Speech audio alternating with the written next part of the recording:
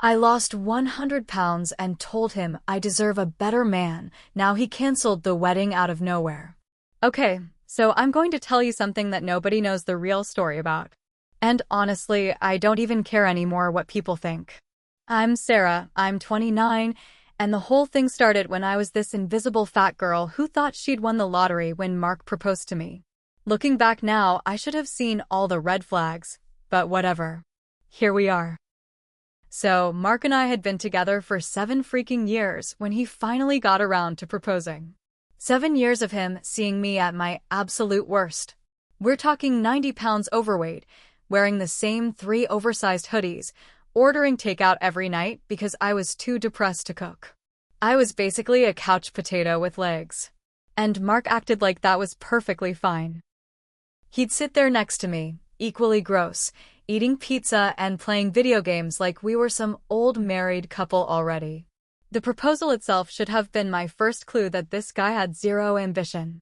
It wasn't romantic or special, just a random Thursday night in our messy apartment with leftover Thai food containers everywhere.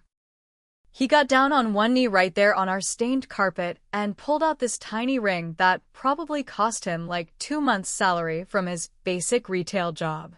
Said he loved me exactly as I was and wanted to spend forever with me.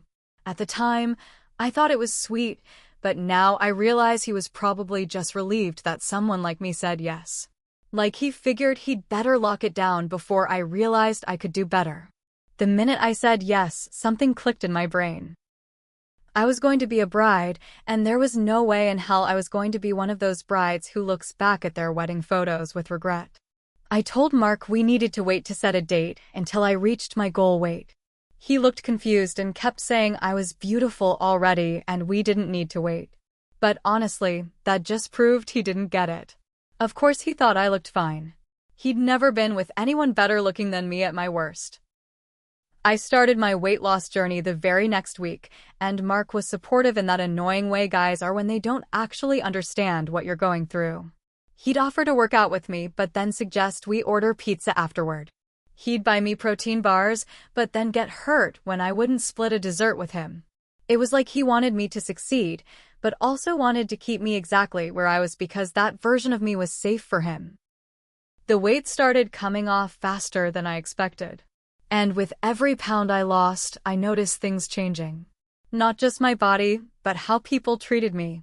Suddenly, cashiers would smile at me instead of looking right through me. Guys would hold doors open and make eye contact. Women would actually include me in conversations instead of acting like I didn't exist. Mark kept saying how proud he was, but I could tell he was getting nervous.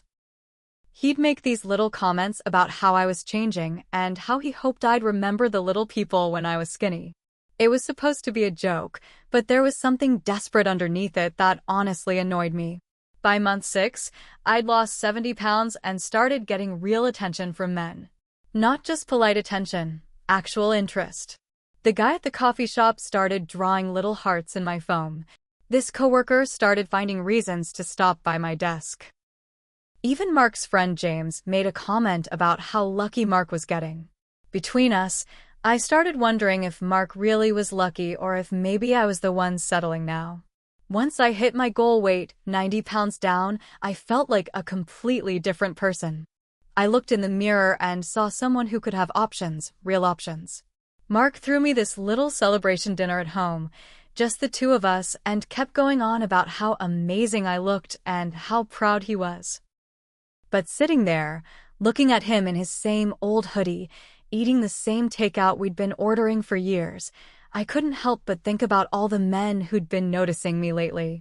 Men who were taller, more successful, more ambitious.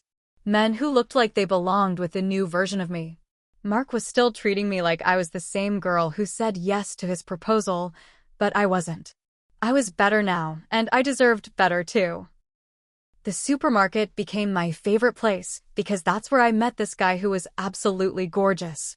Tall, probably 6 feet 3 inches, with this incredible smile and designer everything. He complimented my tattoo and asked for my number right there by the organic produce. I could see him looking at my engagement ring, but he asked anyway. That's confidence. That's what a real man does when he sees something he wants. Of course, I told Mark about it that night because I'm not a liar. I mentioned how this really attractive guy had hit on me at the store, and Mark got all weird about it. Started asking these annoying questions like, what did the guy look like? What did he say exactly? Did I give him my number? When I said no, he seemed relieved. But then he made this comment about how my ring should be protection enough from other guys. Protection, like I needed protecting from better options. That really annoyed me. Then there was this personal trainer at my gym. Abs you could grate cheese on, always make a story out of this asking if I needed help with my form. He'd stand just a little too close when he was showing me exercises. And honestly, I didn't mind. Mark never worked out with me anyway. Always made excuses about being tired after work. This trainer would text me workout tips and motivational quotes, and I started looking forward to those messages way more than Mark's boring "How was your day?" texts. At work, things got interesting too. Our company hired this new guy for management training. Fresh out of his MBA, expensive watch, drove a Mercedes. He started eating lunch at my table, and we'd talk about his plans to move up in the company, maybe start his own business someday. He had ambition, real plans for his future. Meanwhile, Mark had been doing the same job for 5 years with no plans to advance anywhere. When I'd bring up this new guy's success stories at dinner, Mark would just grunt and change the subject. The more attention I got, the more I realized what I'd been missing all these years. I started really looking at Mark, really seeing him. His receding hairline that he tried to hide with that stupid baseball cap, his gut that hung over his belt even though he kept promising to start working out next week, the way he'd rather play video games than take me anywhere nice, his complete lack of ambition or drive to be anything more than exactly what he already was. I wasn't being mean. I was being realistic. I'd changed. I'd improved myself. I'd become someone worth wanting. Shouldn't my partner have done the same? One night, after a few glasses of wine, I told Mark about some of the dreams I'd been having. Nothing graphic, just that sometimes I dream about being with someone more successful, someone who could give me the life I deserve now. Someone taller, more financially stable, someone who looked like they belonged with the new me. I thought he'd understand. Maybe it would motivate him to step up his game. Instead, he got all hurt and started asking if I wanted to break up. I had to calm him down and explain that I loved him. But was it so wrong to wonder what else was out there? After that conversation, Mark started acting all insecure and clingy, which honestly just pushed me further away. He'd text me constantly when I was at the gym, asking when I'd be home. He started suggesting we eat dinner together every night instead of our usual routine where I'd grab something healthy and he'd order whatever. It felt suffocating, like he was trying to keep me from enjoying my new life. The worst part was how he'd get all wounded whenever I mentioned getting attention from other men. Like, I wasn't bragging or trying to hurt him. I was sharing my day like couples are supposed to do. But every time I'd mention my trainer helping me with deadlifts or my coworker asking about my weekend plans, Mark would get this pathetic look on his face. He started making these passive-aggressive comments about how I seemed different and how he missed the old me. The old me? The old me was miserable and invisible. Why would anyone miss that? I started spending more time at the gym, partly because I loved my new routine, but partly because Mark's neediness was driving me crazy. My trainer and I would grab protein smoothies after our workouts, and he'd tell me about his weekend plans, hiking, beach volleyball, actual active things. Meanwhile, Mark's idea of a perfect weekend was ordering Thai food and binge-watching Netflix. The contrast was getting harder to ignore. At work, my coworkers started inviting me to after-work networking events, professional development stuff that could actually help my career. When I'd mention these to Mark, he'd ask why he couldn't come too, completely missing the point that these were work functions where I was trying to build my professional image. He didn't understand that the new me needed to be around people who matched my ambition and drive. Then Mark started doing this thing where he'd surprise me with my old favorite foods, pizza, ice cream, those gross loaded nachos we used to share. When I'd politely decline because I was maintaining my new lifestyle, he'd get all hurt and ask if we could at least share them like old times. It was like he wanted me to go backward, to become that overweight, invisible girl again because that version of me was easier for him to handle. The breaking point came when I got invited to my coworker's apartment warming party. It was going to be all the young professionals from our office and their partners. I was excited to go, to be seen as part of that crowd. But when I told Mark about it, he immediately started complaining. He said he wouldn't know anyone there, that it would be awkward, that we should just stay home and watch a movie instead. When I insisted we were going, he spent the entire party sulking in the corner, barely talking to anyone. Meanwhile, I was having amazing conversations with successful people about career goals and travel plans. My coworker introduced me as his brilliant colleague, and I felt seen in a way I never did when Mark introduced me as just his fiancé. On the drive home, Mark was quiet until he finally exploded about how I'd ignored him all night and how I seemed more interested in impressing my coworkers than spending time with him. I tried to explain that networking was important for my career, but he just didn't get it. He kept saying things like, "You used to care about us, and I don't know who you are anymore." That's when I realized the real problem. Mark was holding me back. He was comfortable with the old version of me because it meant he didn't have to grow or change or challenge himself. My transformation was threatening to him because it highlighted how stagnant he'd become. Things between Mark and me were getting tense. And honestly, I was getting tired of pretending everything was fine. I felt like I was living a double life, being this new, confident version of myself everywhere except at home, where Mark expected me to be the same girl who'd said yes to his mediocre proposal. The whole thing came to a head on a Friday night when we'd been drinking wine and watching some stupid action movie he'd picked. I was feeling relaxed, maybe too relaxed, and Mark kept going on about wedding planning. He wanted to book this basic venue near his parents' house.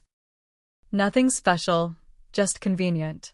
He was talking about having his cousin's band play and getting flowers from the wholesale club to save money for the honeymoon. A honeymoon to Texas. Not even somewhere exotic. Just Texas, because he had some timeshare points. Sitting there, listening to him plan this bargain basement wedding, I couldn't help thinking about the kind of wedding my coworker would throw, or my trainer, or even that guy from the supermarket. These were men who understood that special occasions deserved special treatment. Men who wouldn't suggest wholesale flowers for the most important day of a woman's life. The wine was making me honest. Maybe too honest. I started telling Mark about these dreams I'd been having. Not the sanitized version I'd shared before, but the real ones, dreams about being with someone who could give me the life I deserved now. Someone with a corner office instead of a cubicle. Someone who wore suits instead of graphic t-shirts. Someone tall and successful who looked like he belonged with the new me. I told him about that guy asking for my number, about how my trainer always made time to help me at the gym, about how my coworker treated me like an equal instead of some fragile thing that might break. Mark just stared at me, like he was trying to process what I was saying. Then he asked if I wanted to call off the engagement. Just like that. Not, "How can we fix this?" or "What do you need from me?" Straight to giving up. I had to explain that I didn't want to break up, but was it really so terrible that I sometimes wondered what else was out there? Was it wrong to want a partner who matched my new standards? I'd worked so hard to become someone better, someone worthy of more, and he was acting like that was a bad thing. He got all quiet and weird after that. Wouldn't even look at me. I tried to lighten the mood by saying we should probably head to bed, but he said he needed to think. Think about what? About whether he was going to step up and become the man I deserved, or keep being this basic, unambitious guy who wanted to marry me at some community center with grocery store flowers. The next morning, Mark was different. Cold, distant. He barely said good morning, just poured his coffee and started scrolling through his phone. When I tried to talk to him about the night before, he said we'd talk later and left for work without kissing me goodbye. That had never happened before in 7 years. All day at work, I kept thinking about our conversation. Maybe I'd been too honest. But isn't honesty what relationships are supposed to be built on? I wasn't asking him to be someone completely different. I was asking him to be better, to match my energy, to show me that he understood I deserved more than the bare minimum. My coworker noticed I seemed off and asked if everything was okay. When I mentioned having relationship issues, he suggested we grab coffee after work to talk. He was such a good listener, asking thoughtful questions and actually caring about my feelings instead of just getting defensive like Mark always did. Mark was still acting weird when I got home from coffee with my coworker. He'd made dinner, which was unusual since I usually handled meals now that I was focused on eating clean. He'd even cleaned the apartment, which honestly made me suspicious because Mark only cleaned when something was seriously wrong. During dinner, he kept staring at me with this intense look I couldn't read. Finally, he put down his fork and said we needed to talk about what I'd said the night before. Here we go, I thought. He was either going to promise to change and step up, or he was going to have some big emotional breakdown about his feelings being hurt. What I wasn't expecting was for him to be completely calm and direct. He said he'd been thinking about everything I'd told him, about my dreams, about the other men, about deserving better, and he'd come to a decision. He said he was calling off the wedding. Not postponing it, not pausing to work on things, canceling it completely. I literally laughed because I thought he was being dramatic. Mark doesn't make big declarations like that. He's the guy who takes 3 weeks to decide what to order at restaurants. But he wasn't laughing. He said he'd spent the day realizing that I was right. I did deserve better than him, but he also deserved better than someone who fantasized about other men and constantly made him feel inadequate. He said he loved me, had loved me for 7 years exactly as I was, but he couldn't love someone who saw him as a placeholder until something better came along. I tried to explain that he was misunderstanding everything. I wasn't looking for someone else. I was trying to motivate him to be better for us. All those comments about other men, all my honesty about wanting more, it was supposed to inspire him to step up his game. Instead, he was giving up without even trying. But Mark just shook his head and said he was tired of feeling like he was auditioning for my approval every day. He said the woman he'd proposed to would never have told him she dreamed about other men or made him feel like he wasn't good enough. That woman had loved him back then, but this new version of me only loved the idea of who he could become if he completely changed everything about himself. The worst part was how he said it. Not angry or emotional, just tired, like he'd already grieved the relationship and moved on. He said he'd stay at his friend's place for a few days while we figured out the logistics of separating our lives. 7 years together, and he was ready to throw it all away because I'd been honest about my feelings. I asked him if this was really what he wanted, if he was seriously going to let his ego ruin our entire relationship. He said it wasn't about his ego, it was about self-respect. He said he deserved to be with someone who chose him enthusiastically every day, not someone who settled for him while shopping around for better options. Before he left, he took off his ring and set it on the kitchen counter next to mine. He said he hoped I found everything I was looking for and that whoever ended up with me would be enough for the person I'd become. Then he just left. No big fight, no dramatic scene. Just packed a bag and walked out like our 7 years together meant nothing to him. I sat there, staring at those 2 rings on the counter, completely shocked that he'd actually gone through with it. All I'd done was be honest about my feelings and my growth as a person. All I'd wanted was for him to grow too, to become someone worthy of the new me. Instead, he'd rather throw everything away than even try. The first few weeks after Mark left were honestly liberating. I didn't have to deal with his constant neediness or his passive-aggressive comments about how I'd changed. I could go to the gym without getting 20 texts asking when I'd be home. I could grab drinks with my coworker after work without having to explain myself to anyone. For the first time in years, I felt completely free to be the new version of myself without someone constantly trying to pull me backward. I threw myself into my new life. My coworker and I started hanging out more, and he introduced me to his circle of young professionals. These were people who understood ambition, who talked about goals and success instead of just complaining about their jobs. My trainer and I started meeting for weekend hikes, and he helped me set up a whole new fitness routine.